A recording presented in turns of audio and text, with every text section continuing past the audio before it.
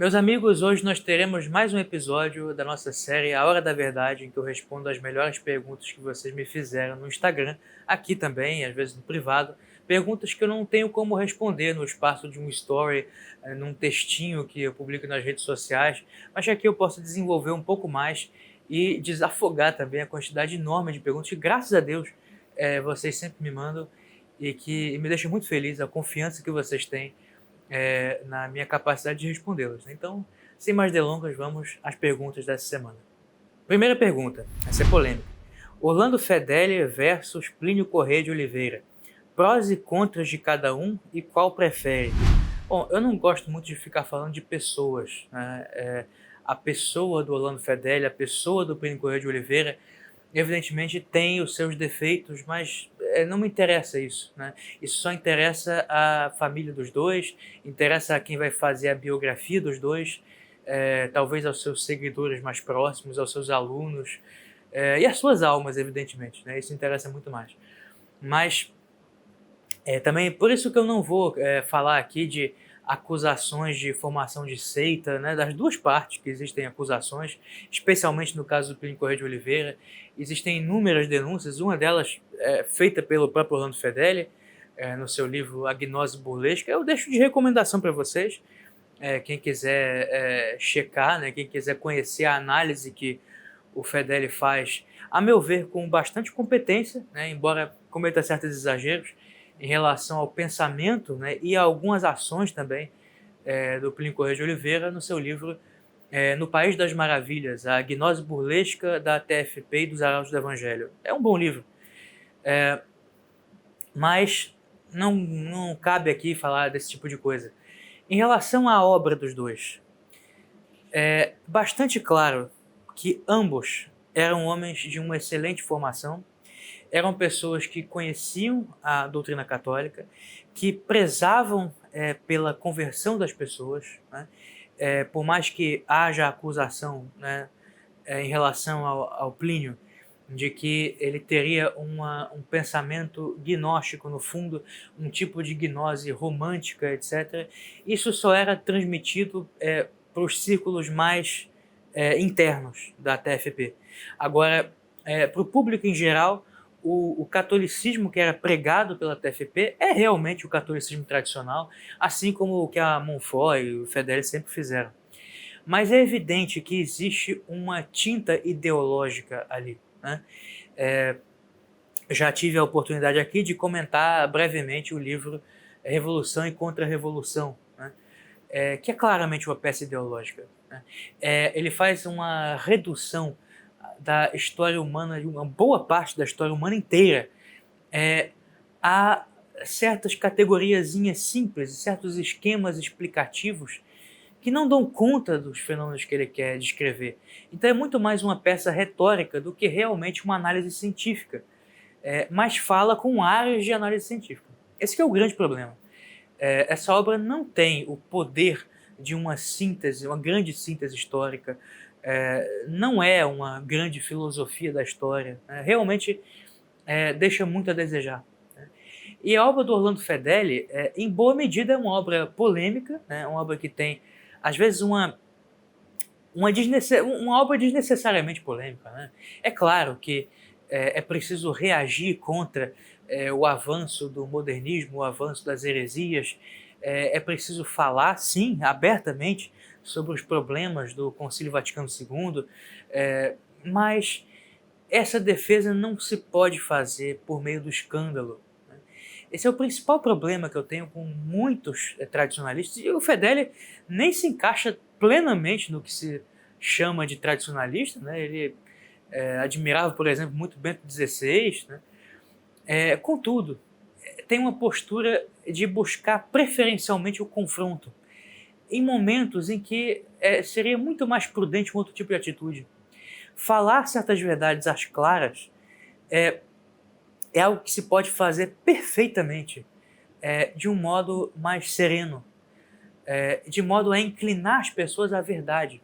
O que acontece com muitos discípulos do Orlando Fedeli é que eles vão tender a isso. Eles vão tender a ser pessoas facciosas, que gostam de contenda, que gostam de se dividir em grupos, que gostam de brigar uns com os outros. E aí o fulaninho briga com o Beltrano e aí vai fundar um outro grupo, uma outra tendência. E vão formando 1000 seitinhas mutuamente hostis que só falam umas com as outras, no fundo, e que acabam não convertendo ninguém. Ninguém. Não vou dizer que o Orlando Fedeli converteu pessoas. Né? Eu conheço pessoas convertidas pelo Orlando Fedeli. Mas a atuação de boa parte dos seus seguidores, me desculpem, tá? Eu sei que há seguidores admiráveis, né? Alguns que eu conheço que são pessoas maravilhosas. Mas a maioria dessas pessoas tem esse problema, né? Vão tender também a ler muitos livros de polêmica. O que acontece quando a pessoa se alimenta muito de debates, de polêmica, de obras de não teologia, mas principalmente de apologética, num sentido mais polêmico, elas sempre vão tender a transformar a fé numa discussão racional. Ora, é muito importante que haja essa instância, a instância propriamente teológica, né? Que é a reflexão racional a respeito da fé, que é uma elaboração racional, é um discernimento progressivo que se faz, claro, sem jamais negar o dogma. Quando eu digo progressivo, eu não estou dizendo que a fé muda, jamais muda, mas existe esse discernimento com o tempo, mas quando a pessoa se concentra muito nessas questões, ela transforma a fé numa espécie de clube de debate. Ela transforma a religião dela numa espécie de seita. E esse é o grande problema, né? E isso acaba se tornando uma espécie de briga de facção, né? Briga de grupos semi-políticos, semi-filosóficos, meio intelectualizados, mas não muito. É uma coisa ridícula, vira caricatura, né? E do ponto de vista da TFP isso aparece menos, mas aí eu acho que o aspecto ideológico, mais propriamente dito, fica mais evidente, né? E o seu gosto também por certas ideologias políticas, né? A tendência a se aliar politicamente a certas coisas. E eu tenho que falar aqui, gente, a forma quase que idolátrica com que Plínio Corrêa de Oliveira é tratado, né? Então, esses são os frutos do trabalho dessas pessoas. Deixaram bons frutos intelectuais? Deixaram. Principalmente o Orlando Fedeli deixou. Deixou muitos ensinamentos, né? O seu livro Antropoteísmo é um excelente livro, mas são problemáticos. Esse tipo de liderança carismática que se pretende um guia para os católicos, esses guias leigos que acabam formando pessoas totalmente fidelizadas em torno de si, isso não cheira bem, isso cheira a seita, isso não é saudável, isso é doentio, dificilmente converte pessoas e, francamente, não olha, há pessoas sérias ali, mas em geral não são pessoas sérias que frequentam esses ambientes. Vocês me desculpem, por isso que eu prefiro até me abster de falar sobre isso. Vocês me perguntam muito a respeito do Orlando Fedeli e dessa vez eu resolvi falar um pouco, né? Só um pouquinho, né? Mas realmente não são intelectuais da minha preferência hoje. Sofri influência do Orlando Fedeli, mas não me considero um seguidor, nada do gênero. Segunda pergunta. O que você acha das ideias de Montesquieu? Bom, aí, evidentemente, eu não posso responder isso no espaço aqui de um vídeo de YouTube, mas eu penso várias coisas. Em primeiro lugar, que Karl Marx faz uma crítica arrasadora a Montesquieu, dizendo que o seu esquema de tripartição do poder, na verdade, é inútil se os três poderes estiverem nas mãos de uma mesma classe social. Existe uma confluência natural de interesses nessa classe. Então não é a harmonia no plano jurídico entre os poderes que vai garantir que não exista a dominação do poder, que não surja uma tirania por um indivíduo ou uma série, um grupo de indivíduos. Então, não precisa ser classe social, pode ser uma classe em outro sentido, um grupo de pessoas ideologicamente irmanadas, ou que pertençam a uma mesma corrente cultural, ou que sejam de uma mesma religião ou de uma mesma seita. tanto faz, né? Então, existe esse problema fundamental. O abstracionismo jurídico é comum a todos os pensadores do iluminismo, não é diferente com Montesquieu. Ele é um dos pensadores tidos como moderados, né, do iluminismo, até porque ele chegava a fazer a defesa do regime monárquico, né? Ele dizia que as repúblicas só valem para territórios menores, em que existe uma maturidade política dos cidadãos, no que eu concordo com ele, realmente, para territórios muito vastos, né? A monarquia ela é um regime mais prudente, por assim dizer. A participação ativa da população, do grosso da população, na política é algo que convém a comunidades mais bem estruturadas, comunidades mais coesas. Então, nisso aí ele tem razão. Mas existe uma série de considerações que ele faz a respeito, por exemplo, do despovoamento progressivo, né, que é uma coisa que já foi refutada, são informações científicas errôneas que ele tinha. Montesquieu chega a fazer apologia do suicídio, gente. Então, assim, não é um pensador tão sério como as pessoas imaginam. É um homem de grande erudição, conhecia muito a história antiga, né? A quantidade de referências que ele faz ao direito romano, à República Romana, né? A história clássica, a Grécia, a filósofos clássicos, que é surpreendente para um iluminista, é muito grande. Mas isso está tudo posto dentro de um esquema torto, né? Um esquema que é essencialmente contratualista e, portanto, ele cai nas abstrações, né, de um John Locke, por exemplo, e mesmo de um Rousseau, embora ele não considere o homem em estado de natureza da mesma maneira que um Rousseau. A ideia de um contrato social a ser celebrado entre os homens como origem do pacto político e da coisa pública é algo que historicamente não se deu dessa forma. E existe sempre aquilo que Edmund Burke fala nas suas reflexões sobre a Revolução na França. Existe uma tendência de, quando se considera os direitos dos homens e a natureza humana de maneira abstrata, não se leva em consideração nenhuma das realidades historicamente existentes. Burke usa uma imagem que é muito interessante dos raios de luz, né, a luz da liberdade, por assim dizer, que quando passam por uma superfície, elas são refratadas. Então, a luz que passa, por exemplo, por uma superfície aquosa, né, pela água, ela vai ser refratada, vai sofrer refração. Então, não é a mesma coisa quando você lida com uma comunidade humana específica, historicamente existente, com seus valores, com as suas instituições historicamente constituídas, com a sua religião. Você não faz muito sentido em você falar dos direitos dos homens de maneira abstrata, né? É claro que se pode deduzir algumas coisas com uma análise da natureza humana, né? É claro que isso é possível, né? O conhecimento do ser humano na sua universalidade, ele é possível, né? Senão nós cairíamos no relativismo, né? Que, aliás, uma das bases. O relativismo é base do nazismo, as pessoas não sabem disso, né? As ideias racistas, elas prosperam geralmente quando se crê que uma cultura é absolutamente incomunicável para outra. Porque se cada uma delas vive no seu mundinho particular, né? Se cada uma delas tem a sua cosmovisão própria, que é absolutamente incomunicável para outra, então o que cabe entre elas é guerrear uma contra a outra, a mais forte vence.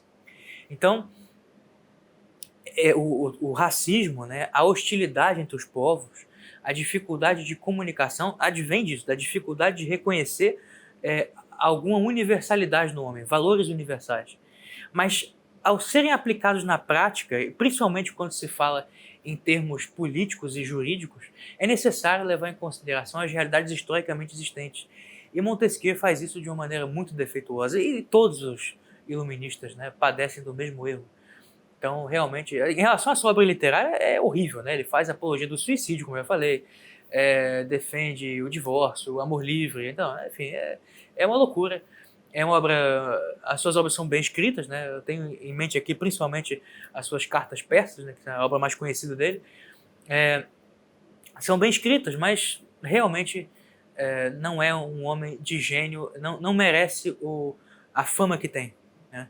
Como um dos grandes instituidores, né, do direito, da ciência política contemporânea, etc. Ele não é nada disso, né?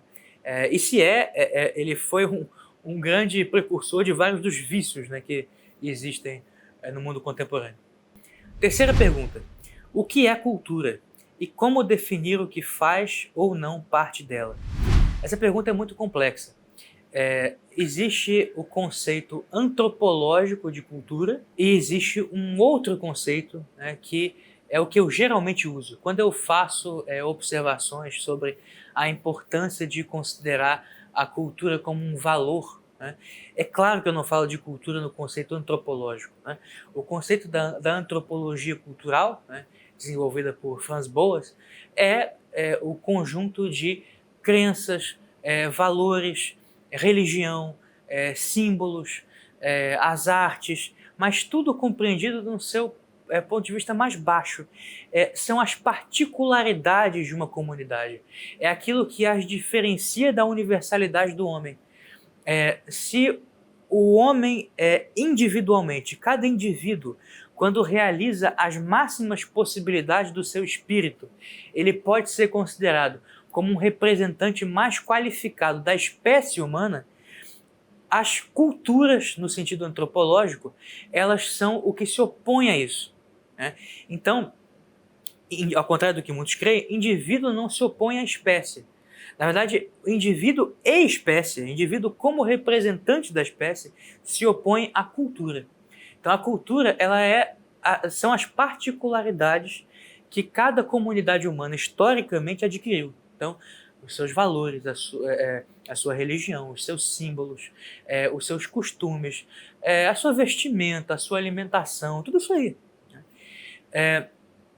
Os seus sentimentos, né? A sua língua, tudo isso é cultura, né? São coisas que afastam o homem da sua particularidade. Mas existe um drama nisso, porque todo homem, para se elevar a um representante digno da sua espécie, ou seja, para alcançar o máximo das suas possibilidades, ele sempre vai dever muito à cultura no sentido antropológico, porque ela é a sua base, é a cultura particular que vai nutrir o homem, tanto fisicamente como também intelectualmente, ela que vai gestar esse homem superior, por assim dizer.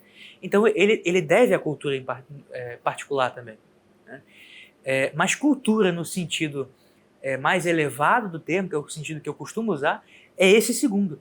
É a realização máxima das possibilidades estéticas, intelectuais, espirituais do homem. Então, o homem culto, né, é o homem que realizou isso. Agora, ele pode também produzir bens que vão ser muito bem absorvidos pela cultura no sentido antropológico. É o caso, por exemplo, não sei, de um Homero que vai expressar perfeitamente a religião grega, os costumes, a história, ou seja, as particularidades culturais da Grécia, mas ele, enquanto indivíduo culto, né, vai fornecer mais alimento, por assim dizer, ele vai fornecer elementos que vão enriquecer essa cultura também. Então, existe uma relação ambígua, né, às vezes de conflito e às vezes de complementaridade entre cultura no sentido mais baixo, que é o sentido antropológico, e o sentido mais elevado, que é aquele que eu costumo usar quando eu falo que cultura é um valor supremo, etc. Quarta pergunta: qual foi a influência do padre François Fénelon sobre o rei Luís XVI de França? Eu falo isso no meu curso de Revolução Francesa, que eu gravei 3 anos atrás, e eu realmente ali não expliquei muito, né? Fénelon foi um escritor muito influente da virada do século XVIII, né, as últimas décadas do século XVII, e ele foi preceptor do Duque de Borgonha, que era neto de Luís XIV. Esse príncipe vai falecer antes de se tornar rei. Ele chega a virar herdeiro da coroa depois que o seu pai morre, mas pouco tempo depois ele morre também, né? Então ele nunca vai chegar a ser rei, mas é um homem que recebeu uma educação primorosa, né? Assim como o Delfinho, seu pai, havia sido educado por Bossuet, Luís XIV realmente sabia, né, quem indicar para a educação dos seus herdeiros, né? Fénelon, o bispo de Cambrai, foi o educador do Duque de Borgonha. E na sua obra Les Aventures de Télémaque, As Aventuras de Telêmaco, ele vai prolongar, né, e desenvolver a história do filho de Ulisses, né, que aparece na Odisseia, né, quando ele, na primeira parte da Odisseia, que é a Telemaquia, né, em que ele busca o seu pai e conversa com Menelau, etc. Existe a narrativa de Menelau, que é maravilhosa, um dos primeiros cantos da Odisseia. Telêmaco vai ser guiado pela deusa Minerva, a deusa da sabedoria, que está escondida sob a aparência de Mentor, né, que é o seu guia, e vai levá-la por 1000 instruções e algumas peripécias, né, na ilha de Calipso, etc. Então, acontecem 1000 coisas, né? Mas existe ali uma tendência geral nessa obra em particular, que inclusive fez com que ela fosse mal vista pelo velho Luís XIV, razão pela qual, junto com a sua heresia quietista, né, fizeram com que Fénelon acabasse caindo em desgraça, né, acabasse sendo expulso da corte em 1699. Nessa obra, Fénelon vai defender uma limitação do poder real e uma reabilitação, não de uma constituição no modelo da Revolução Francesa, na primeira fase, né? A Assembleia Nacional fez uma constituição que ia limitar os poderes do rei, não é isso, né? Ele acreditava no poder do direito divino dos reis, né? Era um bispo. Agora, ele vai defender os antigos privilégios aristocráticos que Luís XIV, criando o sistema de Versalhes, tinha centralizado para si. Ele defendia que existisse um conselho que auxiliasse os reis na sua tarefa de governar e que eles participassem das decisões. E também vai defender alguns ideais pré-iluministas, né, do retorno à natureza. Vai falar do homem, da pureza do homem antigo, mais ou menos algumas coisas o que os iluministas mais tarde vão chamar de estado de natureza do homem, né, os pensadores contratualistas. Então, Fénelon vai criar todas as bases, né, ideológicas do tipo de tradicionalismo quase monárquico, profundamente conservador, que Luís XVI mais tarde vai querer adotar. Quando Luís XVI decide chamar os Estados Gerais, ele estava se inspirando em Fénelon. Ele pensou que, restaurando certas instâncias tradicionais da monarquia e, portanto, diminuindo o próprio poder, ele ia governar junto com a aristocracia e resolver os problemas de cisão que estavam surgindo no reino. Então, para vencer os inimigos comuns, né, da monarquia e da nobreza,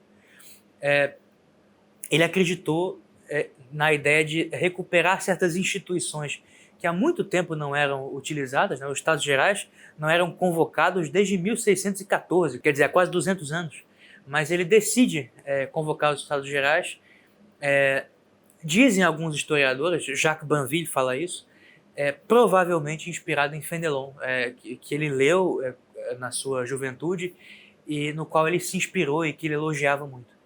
Então, essa foi a influência principal. E a nossa quinta e última pergunta, mas não menos importante, que é uma pergunta muito complexa. A matemática é equivalente à lógica? Russell estava certo nisso? Acho essa filosofia péssima. Eu também acho péssima. Isso não faz sentido em termos técnicos, né? Eu realmente não tive nem a capacidade, eu confesso, de ler o Princípio da Matemática, né? As argumentações, os esquemas lógicos de Bertrand Russell são extremamente complexos, mas eles foram já refutados e a comunidade dos lógicos, né? A comunidade dos filósofos analíticos, né? Dos estudiosos de lógica, matemáticos também, hoje todos aderem à refutação que foi feita por Kurt Gödel, né? Então, a grande refutação, uma prova mesmo de que a matemática não procede inteiramente dos princípios da lógica formal. Dito isso, é preciso que nós façamos uma observação sobre um defeito fundamental da filosofia analítica. Ela tende a querer elaborar uma espécie de vocabulário perfeito. Esse é o projeto inicial de Gottlob Frege, né, que Russell tentou levar a cabo e não conseguiu. E mais tarde, Wittgenstein, com a análise da linguagem, etc., vai levar para um outro caminho ainda mais louco. Mas esse sonho, né, que é profundamente positivista, ele tem algo, uma reminiscência da busca da língua perfeita, né? Humberto Eco fala isso no seu livro, A Busca da Língua Perfeita na Cultura Europeia, que existe uma série de correntes, desde as especulações barrocas sobre a origem da linguagem, as tentativas modernas de criar uma língua universal, né, com o Esperanto, etc., a filosofia analítica.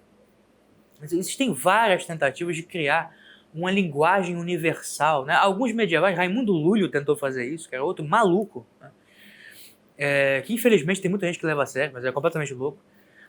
Então, essa tentativa de criar uma linguagem universal, ela vai permear boa parte da história do Ocidente, principalmente na modernidade. Algumas especulações mesmo a respeito da língua de Adão, especulações teológicas, né?